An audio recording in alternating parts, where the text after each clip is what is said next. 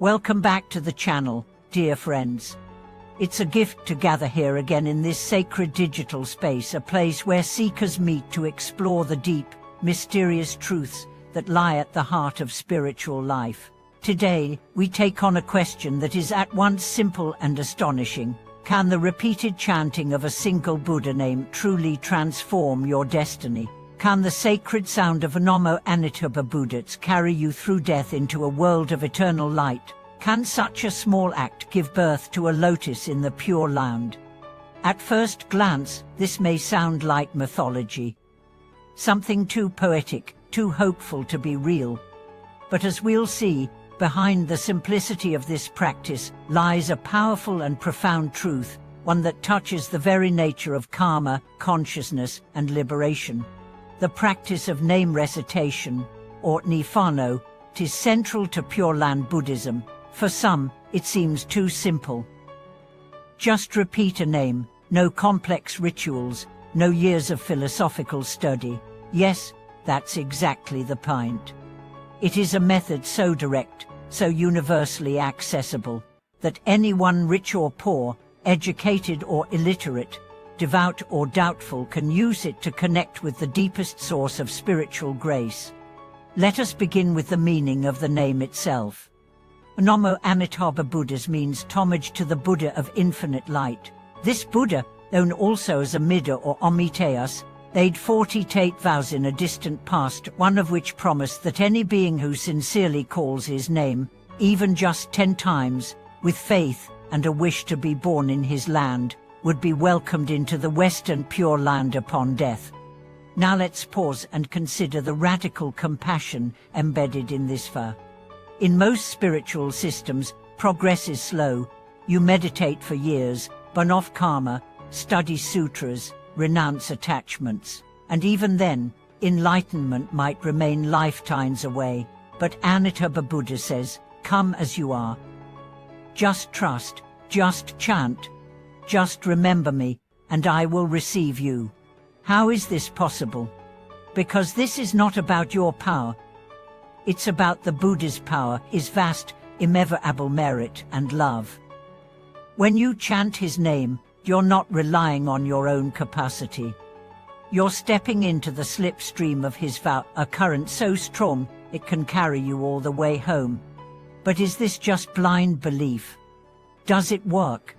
Let me share with you the logic behind the practice, not just mystical, but metaphysical and psychological.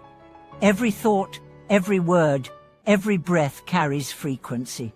When you chant Namo Amitabha Buddha, you are attuning your being to a vibration of infinite light and infinite life. Your body begins to calm, your nervous system resets, your breath deepens, your thoughts slow. But more than that, your consciousness links with the Buddhas. Think of it as tuning a radio. The signal is always there, broadcasting from the Pure Land. But your mind must tune in. The name is the dial. The more you chant, the clearer the signal, until one day, the static of karma and delusion dissolves, and all you hear is the music of the other shore.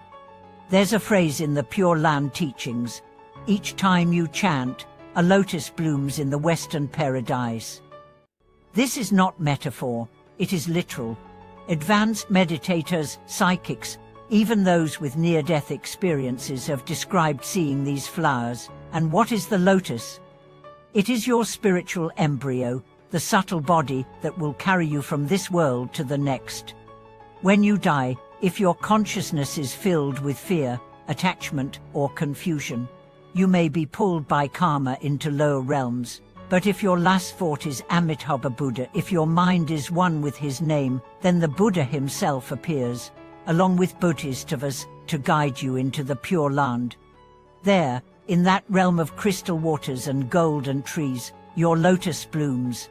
You are reborn not into flesh, but into light, and from there, your path continues free from suffering, free from delusion, until full Buddhahood is realized. Is this a fantasy, or is it the greatest mercy the universe offers? Countless stories across cultures, centuries, and continents testify to its truth. There's the story of Master Shantao, who chanted with such sincerity that his room glowed with light. The story of an illiterate farmer who upon death was seen smiling, surrounded by fragrance and peace. The story of a modern hospice nurse who said her most peaceful patients were those who had chanted the Buddha's name, even those who didn't understand it intellectually. What makes this practice so profound is not its complexity, it's its accessibility. You don't need to change your life, you need to change your direction. You don't need to stop being human. You need to start remembering the divine. Even a single breath of sincere chanting plants a seed. That seed grows with each repetition. And when the final breath leaves your lips, it blossoms. But what if you don't believe? What if you try and feel nothing? Then keep going. Because the chant is not for your feelings, it is for your future. It is not about ecstasy. It is about alignment. You are not chanting for a miracle. You are chanting to remember who you are, being of light, on your way home. There's a phrase often repeated, with faith, vow, and practice, birth in the Pure Land is certain. These free faith in the Buddha, a vow to be born in the Pure Land, and the practice of chanting form the foundation of the path. Some chant with rhythm, others with breath, some with melody, others in silence. There is no one right way. There is only sincerity. Try this.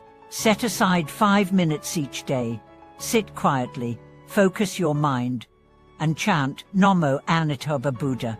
Let the words rise and fall like waves. Let your breath carry them. Let your heart receive them. At first, you may hear your own doubt. You may feel silly, but over time, something changes. The chant becomes a friend, a comfort, a compass.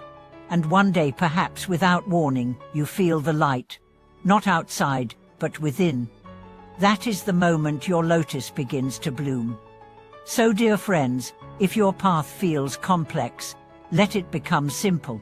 If your heart feels heavy, let it become light. If your faith feels fragile, let it be held by the vow of the Buddha. You are not alone. The Pure Land is not far, and the name is not just sound, it is a bridge. Thank you so much for watching this video. If you've practiced name recitation or have a story of transformation through chanting, please share in the comments. Let us support each other in this sacred journey of light. Don't forget to like, subscribe, and click the bell to stay connected to this community of awakening. Until next time, may every name you chant be a step toward freedom, and may your lotus bloom bright in the land of bliss.